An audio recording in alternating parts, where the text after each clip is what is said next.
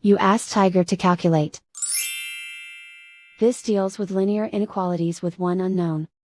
The final result is a smaller than 22 over 9 smaller than 24 over 9. Let's solve it step by step. Group all constants on the right side of the inequality. Add 2 to both sides.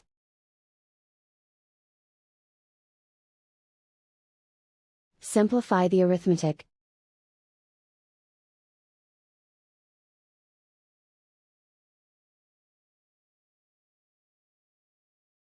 Isolate the a. Divide both sides by 9.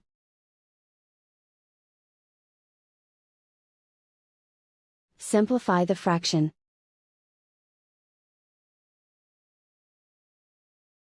Plot the solution on a coordinate grid.